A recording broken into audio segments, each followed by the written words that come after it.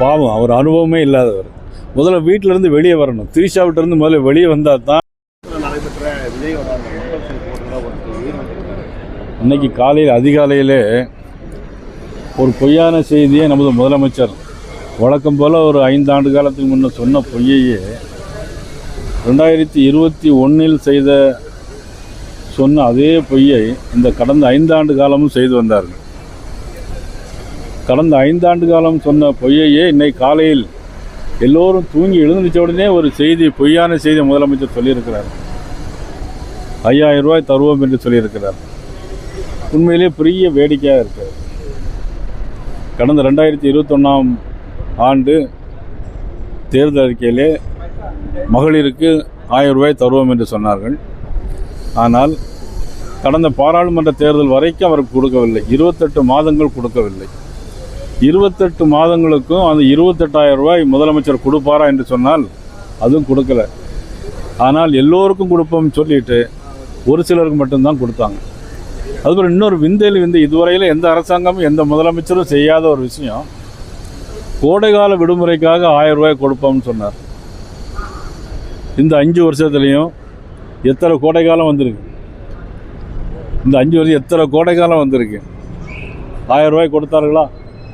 இல்லை.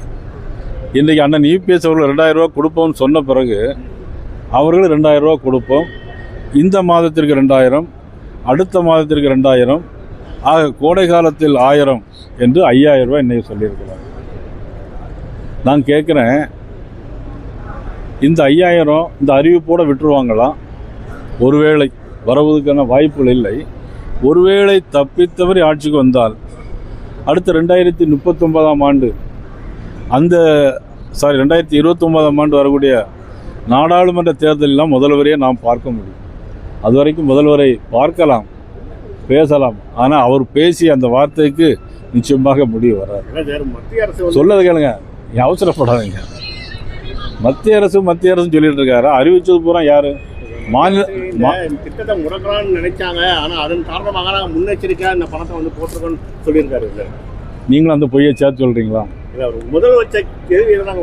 முதலமைச்சர் யாரும் அந்த மாதிரி நடவடிக்கையில் ஈடுபடலை. அந்த மாதிரி ஒரு சிந்தனை இல்லை. இந்த மாதிரி சிந்தனையை, ஒரு கற்பனையை தன்னாலே உருவாக்கி மக்களை ஏமாற்றுகிற ஒரு மோசமான ஒரு சூழ்நிலை தான். யாரும் முயற்சி பண்ணாங்க? யாராவது கோர்ட்டுக்கு போனாங்களா?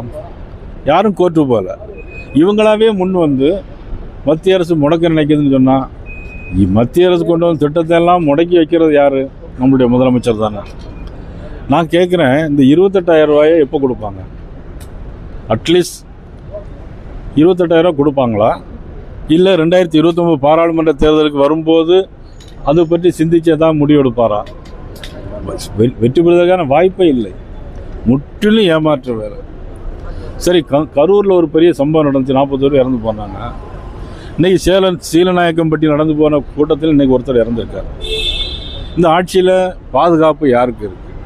பெண்களுக்கு பாதுகாப்பு இல்லை.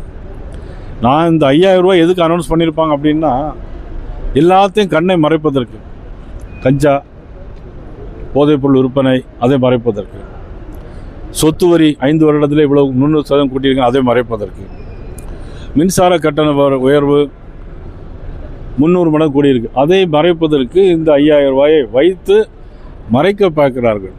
ஆனால் மகளிர்கள், தமிழ்நாட்டு மக்கள் இனிமேல் இவருடைய வாக்குறுதியை நிச்சயமாக நம்ப மாட்டாங்க. சார், அதே விஜய் ஒரு குற்றச்சாட்டு என்ன சொன்னார்னா, எல்லாரும் பார்த்தீங்கன்னா எம்ஜிஆர் ஆரம்பித்த அதிமுகவை தான் எடப்பாடி வச்சிருக்காரு, அதே போல் அண்ணா ஆரம்பித்த திமுகவை தான் திமுக வச்சிருக்க ஸ்டாலின் வச்சிருக்காரு.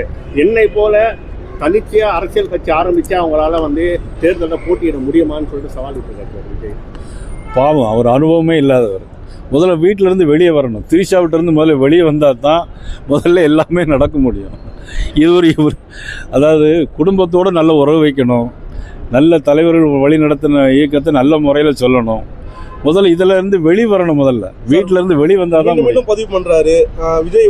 அதாவது விஜய்க்கு திமுக தான் போட்டி, மற்றவங்க எல்லாம் மக்களால் டெலிட் செய்யப்பட்டவங்க. களத்துல திமுக மட்டும் தான் இருக்கு, அதனால நாங்க திமுக மட்டும் தான் பேசுவோம்.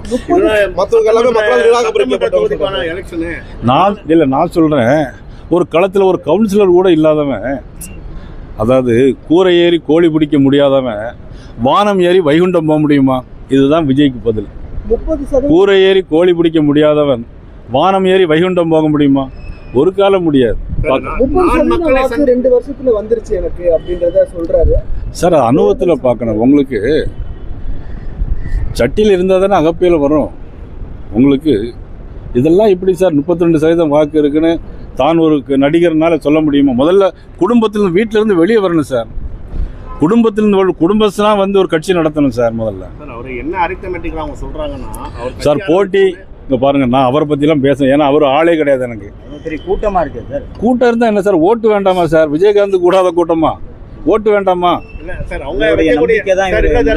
நம்பிக்கை நானும் என்ன நானும் இப்போ அங்கே பாருங்க, நானும் அனுமதி ஆஞ்சநேயர் மாதிரி இந்த மலையை தாண்டுவேன்னு சொல்லலாம். நம்பிக்கை தான். முடியுமா சார்? அது எம்எல்ஏ சீட் கூட வெல்ல மாட்டாரு. ஒரு சீட்டு கூட ஜெயிக்க முடியாது. நாளைக்கு அமித்ஷா அவர்கள் வர்றாங்க. அமித்ஷா வர்ற கூட்டணி கட்சி தலைவர்களை சந்திக்கிறதுக்கு வாய்ப்பு இருக்கு. அந்த மாதிரி திட்டமிடல் இருக்கு. இல்ல முழுக்க பாஜக நிகழ்வு? இல்ல அவர் வந்து திருச்சி வந்துட்டு அங்க கொழும்பு புதுச்சேரிக்கு போறாங்க. அதுக்கு பிறகு திருச்சி வந்து போறாங்க. திட்டங்கள்லாம் உருவாக்கிட்டு வராரு, நிறைவேற்றிட்டு வராரு முதல்வர். அதை எப்படி பாக்குறீங்க? திடீர்னு வீடியோல வராரு. நீங்க எந்த டிவி?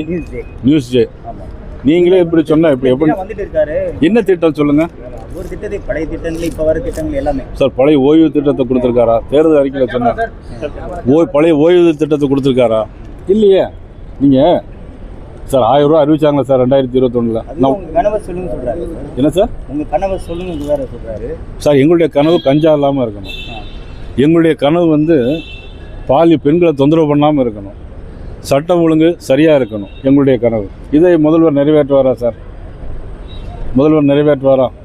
இந்த கனவு தான் எங்களுடைய கனவு. தமிழ்நாட்டு மக்களுடைய கனவு. எங்களுடைய கனவு இல்லை, தமிழக மக்களுக்கான ஒரு கனவு. சார் இது வந்து இன்னைக்கு மட்டும் தானே கொடுத்துருக்கேன். 5 வருஷமா கோடைக்கால விடுமுறை கொடுத்துருக்காரா சார்? நீங்கள் சொல்லுங்க.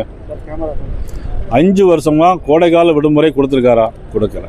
ஏன் இப்போ கொடுக்க? தேர்தலுக்கான ஒரு ஏமாற்று வேலை சார். பீகார்ல பாஜக கையில் எடுத்த விஷயத்தை தான் தற்போது முதல்வர் வந்து எடுத்து முன்னதாகவே பொதுமக்கள். ஏன்னா இது போலதான் தேர்தலுக்கு முன்னாடியே பாஜக தரப்புல பொதுமக்கள் அதே மாதிரி இவரு சார். பீகார்ல என்ன கொடுத்தாங்கிறது முக்கியம் இல்லை. பீகார்ல சட்டம் ஒழுங்கு எப்படி இருந்தது முக்கியம். பீகார்ல கஞ்சா இல்லாமல் இருந்தது முக்கியம். பெண்களை கற்பழிக்காமல் இருந்தது முக்கியம். இங்க பெண்களுக்கு பாதுகாப்பு கிடையாது. ஆண்களுக்கு நீங்கள் போதைப் பொருளை போட்டுட்டு நீங்கள் கொங்கு நாடு பகுதியில் பார்த்தீங்கன்னா ஈரோடு சேலம் பகுதியில் தோட்டத்தை தனியாக இருக்க முடியல. வயசானவர்கள் வெட்டி கொண்டு கையை காலை வெட்டி கொண்டு போயிடுறாங்க. ஆண்களுக்கும் பாதுகாப்பு இல்லை, பெண்களுக்கும் பாதுகாப்பு இல்லை. ஆனால் பீகாரில் அப்படி இல்லை சார். அங்கே எல்லாமே நல்லா இருக்கு. இங்கே அது இல்லையே. உங்களுக்கு 5000 ரூபாய் கொடுத்து மட்டும் பீகார் மாதிரி சொன்னால் எப்படி சார் ஏற்றுக்கொள்ளும்? மற்ற கட்சியினருக்கு வந்து ஈஸியாக வந்து பர்மிஷன் கிடைக்கிறது. ஆனால் என்னுடைய மக்கள் என்னை பார்க்கறதுக்கு பர்மிஷன் வந்து அவருக்கு மட்டும் ஏகப்பட்ட. எனக்கு விஜய் சொன்னாருங்கிறத மட்டும் நான் எடுக்கல. எங்களுடைய எதிர்கட்சியார் கூட எங்களுக்கே அதுதான் இருக்கு சார். அது பிளவுன்னு நம்ம சொல்ல முடியாது. அவங்க கூட்டணி மந்திரி சபை கேட்டுக்கிட்டு இருக்காங்க. அந்த மாதிரி நானும் கேள்விப்பட்டேன். கூட்டணி மந்திரி சபையில் இடம் கொடுக்க போகிறாங்களா இல்லையா? அவர் ஏற்கனவே முதலமைச்சர் சொல்லிட்டார், நாங்கள் வந்து காங்கிரஸுக்கு மந்திரி சபையில் இடம் கொடுக்க மாட்டோம், ஒத்து வராதெல்லாம் சொல்லியிருக்கிறாங்க. எடப்பாடி பழனிசாமி ஒவ்வொரு முறையும் டெல்லிக்கு சென்று வரும்போது இவங்க வந்து மத்திய அரசு கீழே இருக்காங்க, அதனாலே அவங்க போய் பார்க்கலாம்னு சொன்னாங்க. ஆனால் அதே போல தான் ராகுல் காந்தியை தனிமுறை போய் பார்த்துருக்காங்க. இது எப்படி பார்க்குறீங்க? ஏன்னா அவங்க எடப்பாடி போகும்போது ஒரு கண்ணோட்டமும்